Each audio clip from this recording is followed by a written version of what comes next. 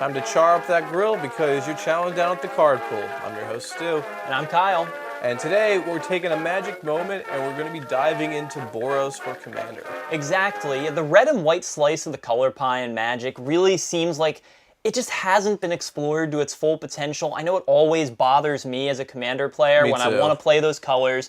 There aren't really that many awesome commanders out there, and the ones that are pretty good are sort of boring. Like, they all seem to do one-dimensional mostly the same at best. thing. Yeah, exactly. Like, it's very one-trick pony. They have to rely on just attacks or some weak tribal strategies for it. And I mean, honestly, the strongest thing about Boros is land destruction. And as a Commander player, I personally hate land destruction. Me too. I mean, I understand it should be in the game as, like, something like a strip mine, which is a land that can destroy other lands. Seems pretty fair. Cannibalistic, but fair. But constantly battling down people's lands is just cruel. No, it's not cool unless there's something like a ghost quarter that like you can exchange a really good land for maybe just a basic, but whatever, that's beside the point. So we took it upon ourselves to create a couple potentials for the realm of Commander in Boros. We're gonna see what you think of these. We're gonna see what each other styles. thinks of Kyle these. and I think sometimes the same, and sometimes it's not even in the same classification. Yeah, and I should say, at least for mine, I know you did very beautiful artwork for yours too, that we'll see shortly. But for mine, I do not claim to own this artwork. I'll explain for each individual card where I ended up getting the artwork that I used from. But anyway, let's take a look at the first card, shall we? And this will be Kyle's, so it's yours, so you read it to everyone. Yes, so this is a legendary planeswalker, Jeska the Mender. For those who know Jeska from the lore, I decided to make a card for her. She costs 2 colorless and a red and a white, putting her in the Boros color pie.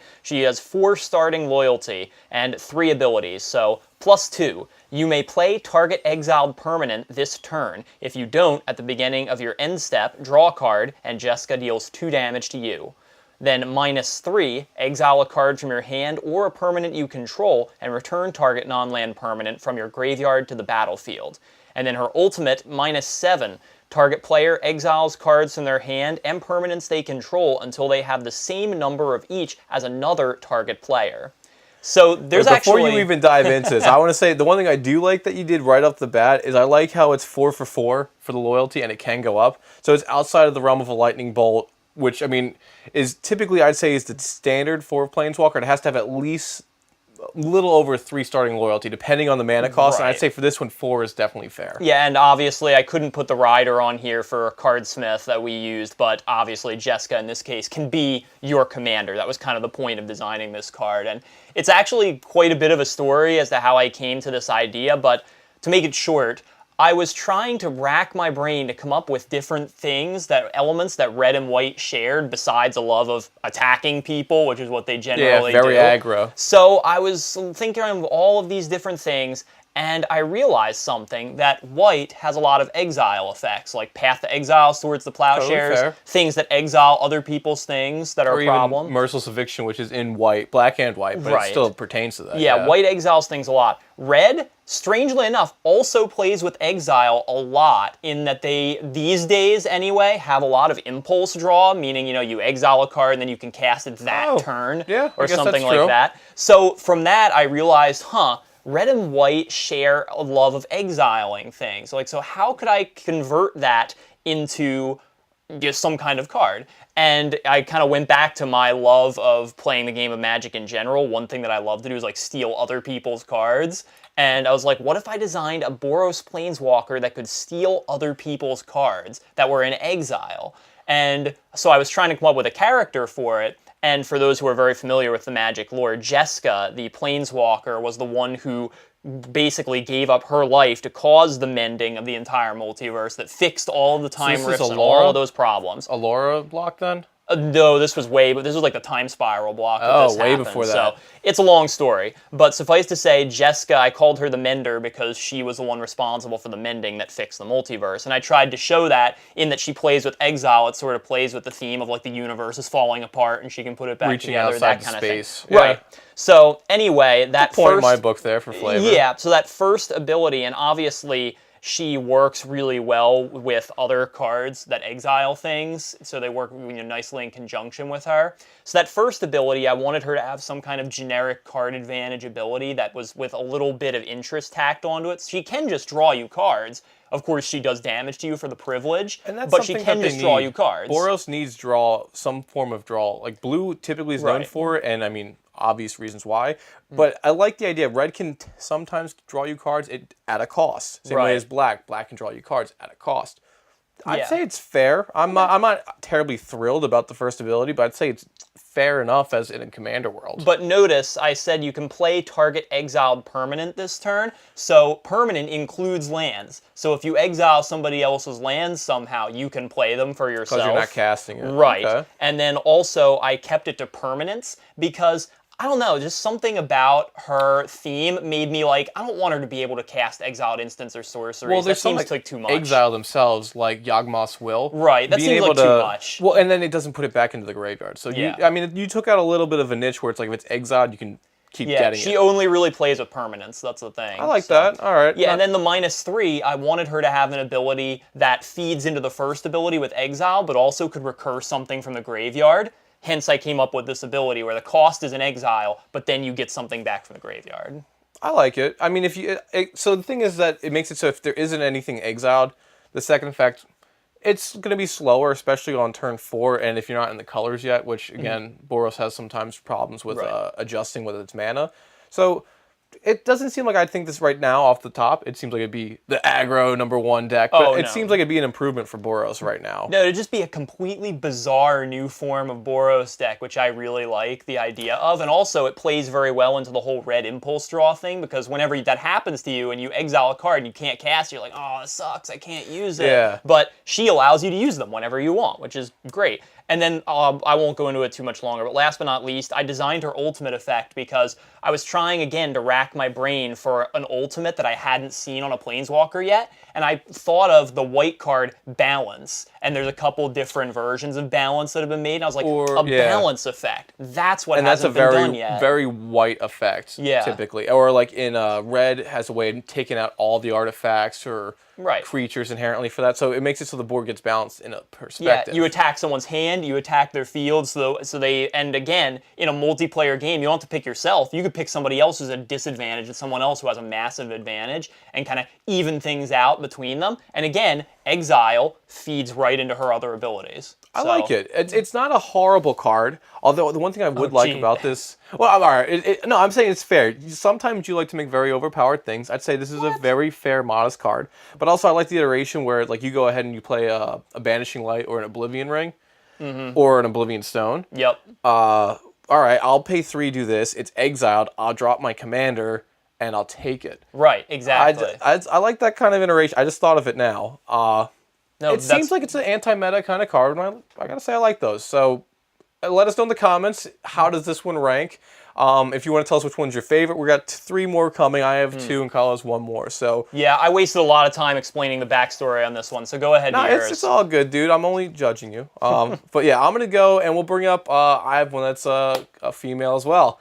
That lovely art right there is by me, so I don't have to worry about it. But this is a card I call Des the Knee, if you can pick up on that subtle hint. It is, I had it cost 1 Boros, a red and a white, for a legendary creature angel. Legendary creature angel with a 1/2 body. It has flying like almost every angel does.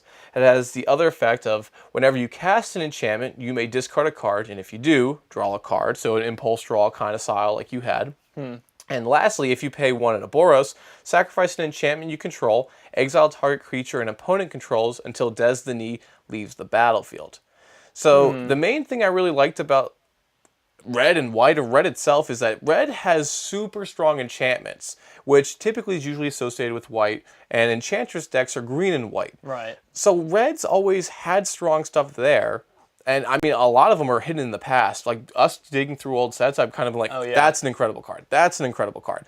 But it can be kind of niche. I've been wanting a red-white enchantress deck forever. And I also want to give it a type of creature base that is strong. Now, angels, you see all throughout. And they're big, Oh, yeah. glorious flyers with great, amazing effects.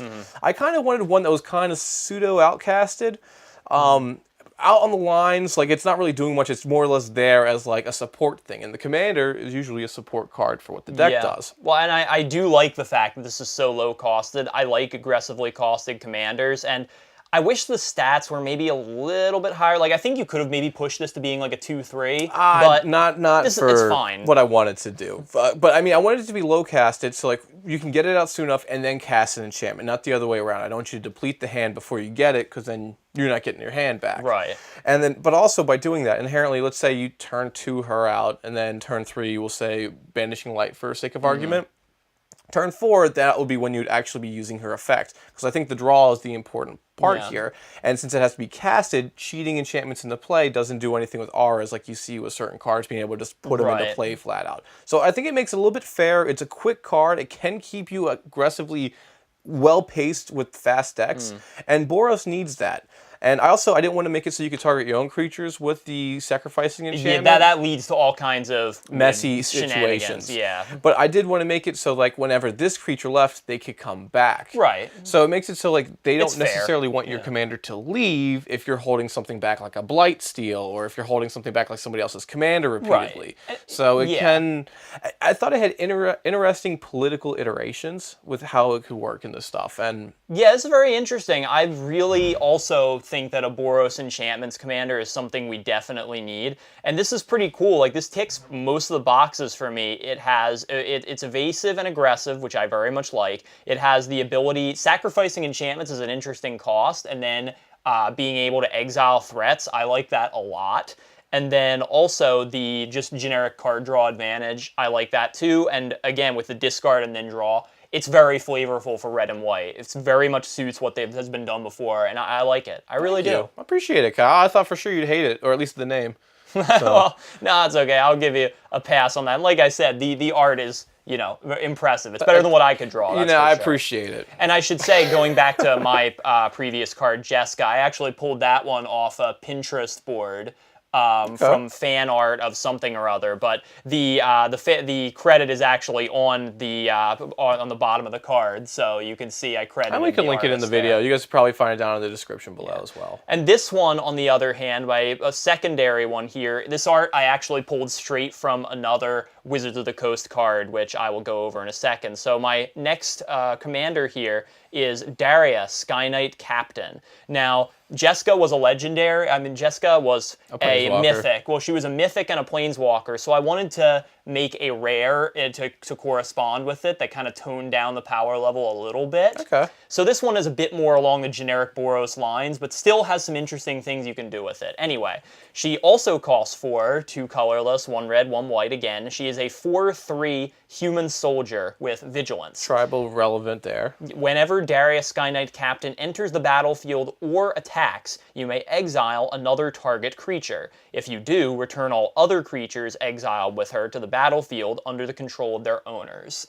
And then also she has the additional ability of tapping a colorless, a red, and a white, 3 mana. Target creature gains flying and haste until end of turn. Okay. So again, a little bit of backstory here. I actually pulled this art off the existing Return to Ravnica card, Daring Skyjack, just because I thought it looked cool and it looked basically like what I wanted out of this. It's got the Naruto flame cape going on, so I mean, it goes with the color scheme. Well, and I came up with this idea of a character from Ravnica who was like an Azorius arrester who went around, reading people the laws and taking them into custody, but got bored with that and wanted to go kick some butt. So she decides to join the Boros instead and becomes a captain of the Sky Knights who, ride whatever those creatures are.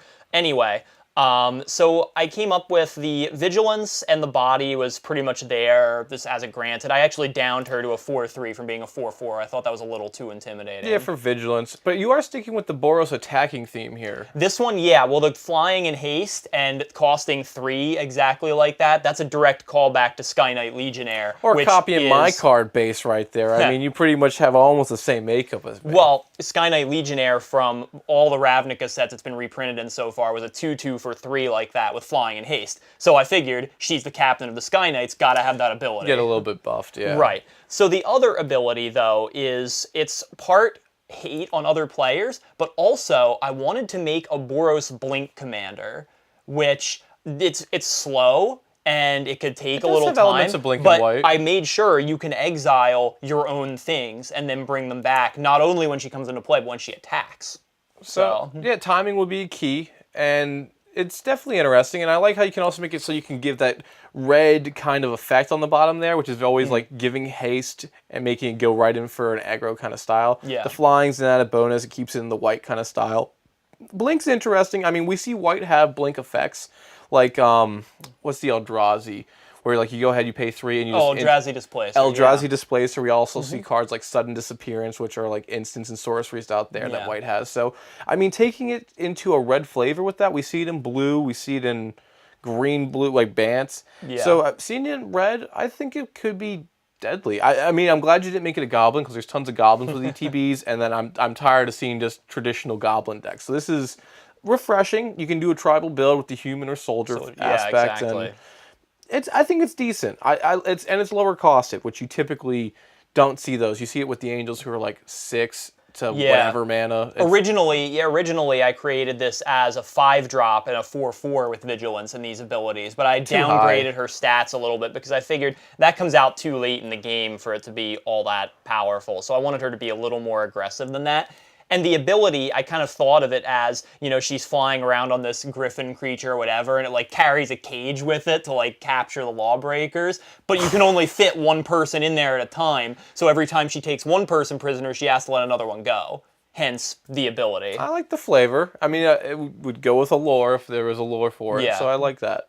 But moving on to my last card that we have here, it is, let's bring it up, my lovely art right there. And in case you're wondering, that's supposed to be a prison cell in a mountain. I know it looks a little suggestive, but anyway, it's Quaz the Mountain Warden. It costs 5 mana. I wasn't entirely sure how I wanted to spice up the mana for it, but inherently I wanted to cost 5. I'm still not satisfied for what I finally decided on giving it. I wanted to make it so it could come out relatively easy, but also not too easy, because what its effect is, I'll get into right now. So it's a Goblin Giant, and it has a 3/5 body. It has Vigilance, Mountain Walk.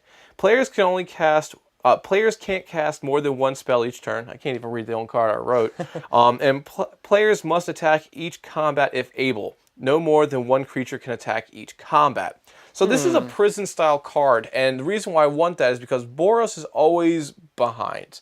It either doesn't have very many creatures out because it's mana hungry, or it has to cast spell-slinging stuff to remove threats, but they come back from it. So I wanted something to make it so it's a slower, more calmer kind of game. And what I wanted to do is make it so, like, I mean, obviously this is Quasimodo I'm trying to make going on here like that. But so I'll start off with the first thing, being Mountain Walk. Typically, red has great access to making it so that all lands can be mountains. We have Magus of the Moon, we have Blood Moon, and there's a variety of other cards to make it so that lands can become whatever. So Landwalk's not something you see in Commanders. You see it with Thada Adel, but it's very sparse throughout Magic. And honestly, being able to give it that would be very strong, because if only one creature, I'm making it so one creature can attack, making it so this guy can go through and survive, makes it so you don't have to worry about as much protection. You want to kind of just be able to search for certain key cards to keep it going. Well, part of the reason you don't see it much anymore is because they stopped printing Landwalk pretty much ever. Entirely, but I think for a couple commanders, it would make sense. You see Hexproof, you see Indestructible, very powerful effects. You throw a little Landwalk in there, it changes the whole aspect of the game. Vigilance, of course, if only one creature's attacking, you want to have at least one blocker. If you're only getting one creature out in the field, this is I'm alright good. with that. That makes sense. Now, having to attack and losing a creature, red is all about making people have to attack. So I'm taking that flair right there, but I'm also using the one cast spell like Curse of Exhaustion that we see in white. That's really interesting. I really like this because of that. Yeah, so it makes it so it's more of a, I guess, control players will like it because they're going to be playing instants and sorceries on other people's turn because they can network like that with it. But it makes it so that they're still going to have to worry about being vulnerable. Do I counter this and make it so somebody else can do something else? It gets a little bit more political. It doesn't matter if you're not drawing cards because everyone's going to be going at a slower rate. Is it worth it to play a ramp spell, or do I need to play a board wipe now? Like, I felt like it was decent enough to make it so that it was also in a tribal sense. You could make goblins go with this, sure, to make it so like you can make them flood into an army, or you can go for giants, which you typically don't see as a commander base. So you can do small and big tribal synergies with this. And since it's slow enough, you can take whatever kind of style you want. I was going to compare it to Silent Arbiter in a way, but also it says well. no more than one creature can attack, but it doesn't say that you can only block with one creature. You can block with however many you want. So that makes attacking a very tricky proposition. Exactly. But you have to do it. But you have to block. Anyway. You're going to want to block. So that's why I wanted to keep the goblins in there. Yeah. You keep popping out these little guys. You lose one, you keep what matters. If they're, again, reliant on just the commander and like a Send Triplets deck, that deck will just sit there. And you won't block with it, you won't attack with it, but you'll start utilizing people's stuff. Again, not being able to protect it like you would want to really makes it a disadvantage. This reminds me of a card like, actually, that we're going to talk about in a video to come, Kazul, Tyrant of the Cliffs. It reminds me a lot of that. It's a great prison style, and I feel like these colors don't have enough of that. The only thing I don't love about this, I'm not sure about the hybrid. No, I'm not sure about the hybrid mana cost, but it sort of makes sense to me because you rarely ever see goblins in white. So not having to pay white if you don't want to kind of makes sense. But in Commander, I wanted to go with a little bit of style with it. Maybe, so again, I don't know exactly how I would have wanted to give this mana rating on here. I needed to give it white. I wasn't sure what I could do with it. I either put it in the effect to make it white. But let me know in the comments where you think this would go. Do you hate this card, or how would you rate the mana? This thing something that costs 4, like double red and 2 hybrids, or 5 mana? Just give us a shout out. Let us know. Again, this is stuff that we feel and we think. It's very subjective. I'm sure you guys have definitely thought of it out there being like, no, we need more flying hate. We need more, I don't know, storm decks in mono red. Or well, you know who like would hate these cards? Mark Rosewater. Yeah. Well, because for 2 reasons. He would hate this one because of the Mountain Walk, and they don't do Land Walk anymore. He would also hate my Jessica Planeswalker because the Exile Zone is sacred and nobody can play with exiled cards. I'm like, I respectfully disagree. Sorry. But anyway, that is going to conclude our magic moment today. And if there's any kind of topic that you would like us to cover, be sure to let us know in the comments down below. And lastly, you can feel free to reach us at many different sources. Kyle, tell like them. Twitter, Facebook, Reddit. We're all over the place. So feel free to reach out to us and comment on whatever you like via any of our social media pages at our handle MTG TheCardPool. And until then, I'm Stu. And I'm Kyle. And we'll see you next time at the Card Pool.